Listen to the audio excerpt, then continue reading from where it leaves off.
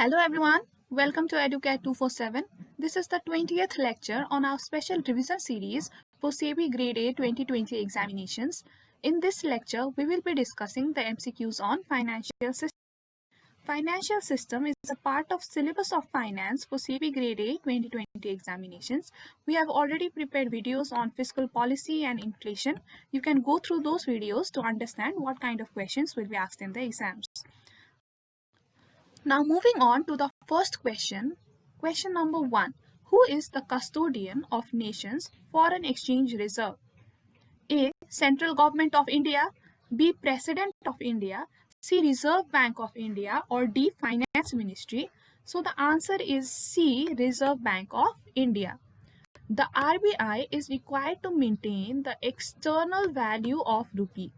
For this purpose, it functions as the custodian of nation's foreign exchange reserves. So the foreign exchange reserves in India is held by RBI. It has to ensure that normal short-term fluctuations in rate does not affect the exchange rate. The RBI has the authority to enter into exchange transaction on its own account and on account of the government. It also administers exchange control of the country and enforces the provision of Foreign Exchange Management Act. Now, other functions of RBI, other than being the custodian of foreign exchange reserves, include issue of currency. So this question can also be framed: who is the sole authority for the issue of currency in India? So the answer in that case would also be RBI. RBI is the sole authority for the issuance of currency in India other than 1 rupee note and coins. 1 rupee note and coins is issued by the government of India, but other currency except that is issued by the RBI. Then RBI also acts as the banker to the government. It accepts deposit on behalf of the government and it makes loan or expenditure on behalf of the government. Then it is also called banker's bank. So whenever other banks and financial institutions are in trouble, then they come to the RBI for financial support. And controller of credit. So RBI uses instruments such as CRR, cash reserve ratio, and SLR, statutory liquidity ratio, to control credit in the market. Question number 2. Pension Fund Regulatory and Development Authority PFRDA is authorized by A. Government of India, B. Reserve Bank of India, C. Ministry of Commerce, or D. Ministry of Finance. So the answer here is A. Government of India. Pension Fund Regulatory and Development Authority PFRDA is a statutory regulatory body set up under PFRDA Act enacted on 1st February 2014 with an objective to promote old age income security and protect the interest of NPS subscribers. NPS is your National Pension Scheme subscribers. It is a central autonomous body and is a quasi-government organization. It is called quasi-government organization because it is enacted under a separate act. Right. It is a statutory regulatory body set up under a PFRDA Act. So that's why it is called a quasi-government organizations and has executive, legislative and judicial powers similar to other financial sector regulators in India such as RBI, SEBI and IRDAI. So it has its own executive functions. That means it can execute laws. Then legislative function, it can make laws, and judicial functions, it can pass orders and judgment. Right. So all these functions are provided to the PFRDA. PFRDA administers and regulates national pension system and also administers Atal Pension Yojana. Educare offers various courses for SEBI Grade A 2020 examinations. We have comprehensive course for SEBI Grade A 2020. We also have MCQ course for SEBI Grade A 2020 for paper 2. And we have SEBI Grade A 2020 crash course for phase 1 and 2. You can apply with coupon code SEBI and avail discounts on comprehensive courses and crash courses. However, since MCQ courses are already at a discounted price, no further discount is available in MCQ course.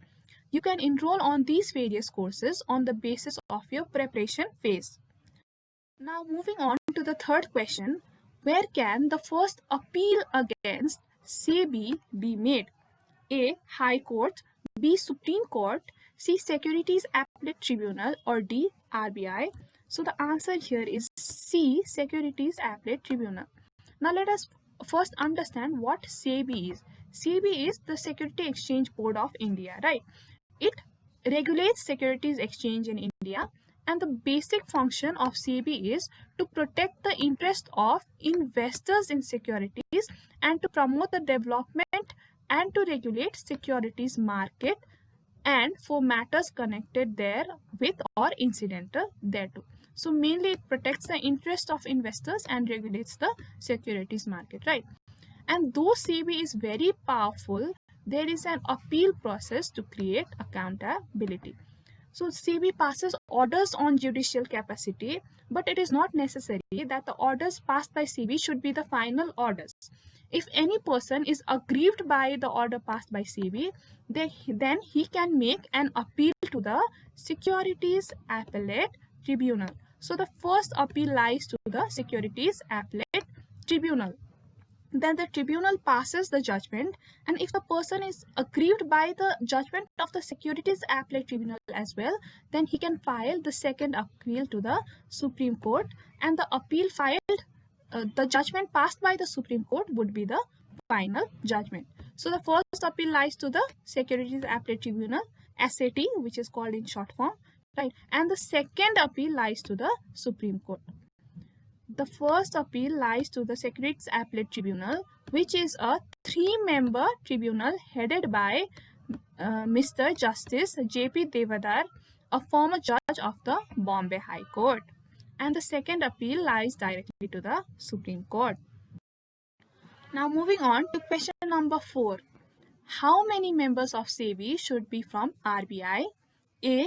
4, B. 3, C. 1, or D. 2. So the answer here is C. 1. Right. This question is regarding the board of SEBI, the constitution of board of SEBI, right? So let us look at the constitution of the board of SEBI. The SEBI is managed by a board which consists of the following.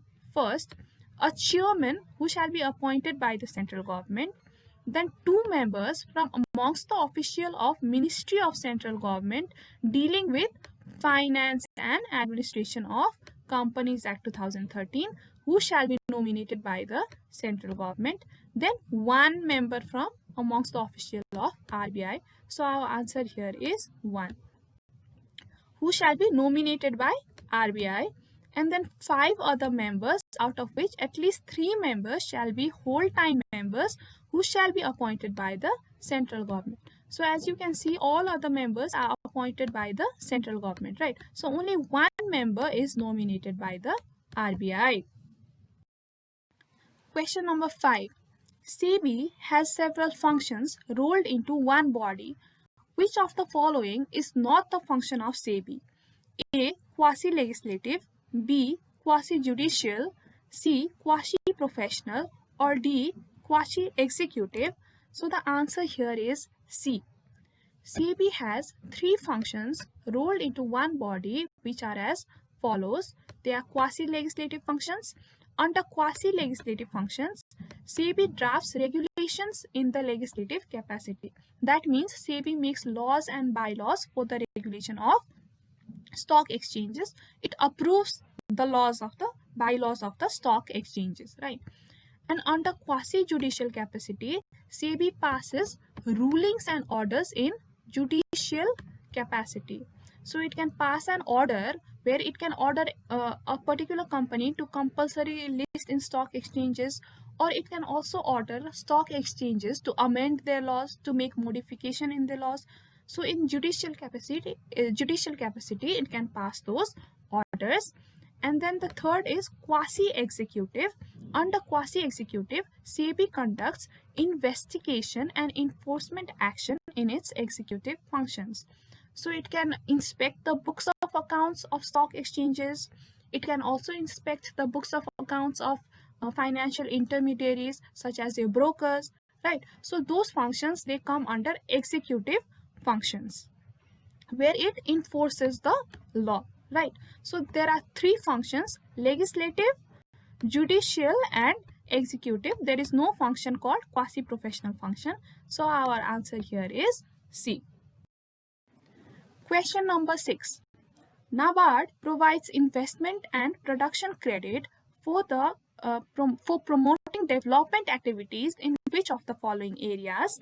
A. Rural areas, B. Urban areas, C. Suburban areas, or D. All of the above. So the answer here is A. Rural areas. National Bank for Agriculture and Rural Development, NABARD. So the name itself consists rural development, right? So it was easy to guess that it provides development facilities to rural areas. NABARD is an apex development bank in India, headquartered at Mumbai with branches all over India.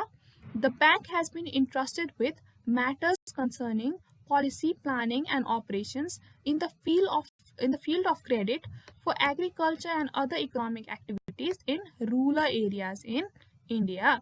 NABARD is the most important institution in country which looks after the development of cottage industry, small industry, and village industry, and other rural industries.